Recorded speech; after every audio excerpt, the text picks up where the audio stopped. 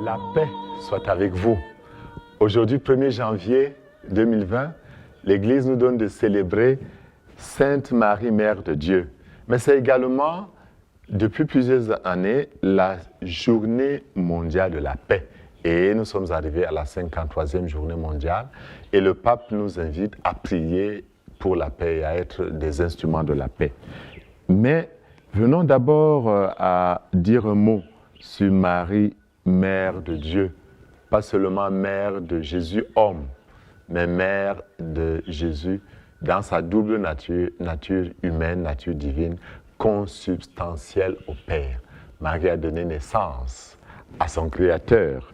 Et c'est ça qui fait sa grandeur. Et Saint Paul nous le précise.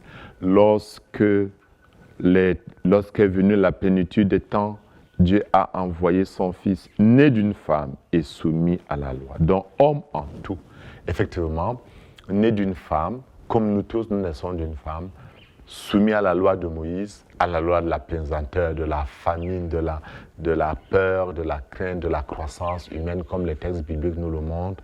Mais dans le même temps, il est Fils de Dieu. Il précise donc qu'il est, par sa résurrection, Jésus a été fait Seigneur et Sauveur de toute l'humanité, bien que les temps depuis la conception.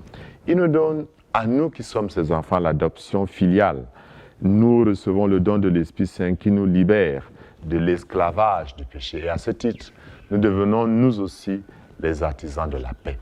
Et notre monde a besoin de paix. La paix est un chemin d'espérance, de dialogue et de réconciliation. Chemin d'espérance qui a plusieurs obstacles. En tant qu'artisans de la paix, Fils de Dieu en Jésus, nous devons tout mettre en œuvre pour lever ces obstacles et pour affronter les épreuves qui se dressent devant nous pour que la paix règne dans nos murs et que la prospérité règne dans nos maisons. La paix est également un chemin d'écoute basé sur la mémoire, sur la solidarité et sur la fraternité. Mémoire de tout ce que Dieu a réalisé pour nous, mais aussi solidarité entre nous les humains, car nous sommes tous des fils d'un même Père. Je ne peux pas construire la paix si je ne considère pas que celui qui est en face de moi est la révélation du visage de Dieu. Il est le visage de Dieu. Ce visage, quelquefois, est tuméfié à cause des vicissitudes de la terre, à cause des chutes et des rechutes, mais ce visage restera toujours le visage de mon frère et de ma sœur. Mais la paix se construit aussi comme un chemin de réconciliation dans la communion fraternelle. Saint Paul nous appelle vivement à être des ambassadeurs de la réconciliation. Nous ne pouvons pas, nous qui avons reçu le don de la grâce de la réconciliation avec Dieu, ne pas chercher à nous réconcilier. La réconciliation signifie s'abaisser pour que l'autre grandisse.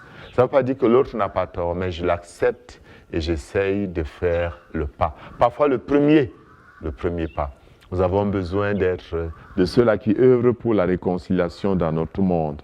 La paix, c'est aussi un chemin de convection pour créer un nouveau monde. Un monde où règne la paix. Un monde où nous respectons la nature.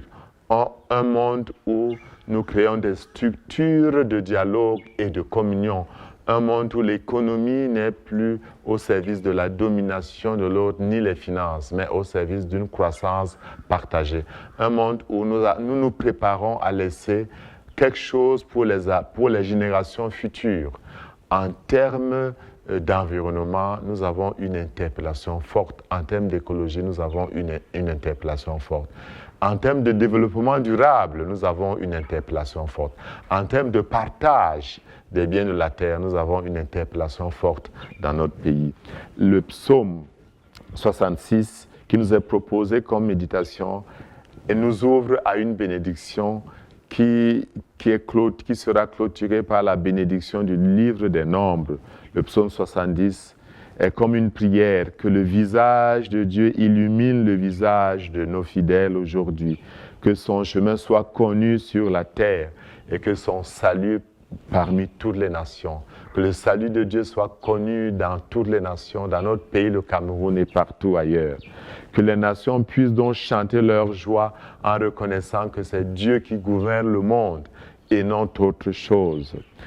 Que la terre soit donc donnée en fruits, car Dieu nous bénit, et que la terre tout entière l'adore. Ce n'est qu'en adorant Dieu, en reconnaissant Dieu comme l'unique et le vrai maître de l'univers, que nous serons bénis et serons des vrais artisans de la paix.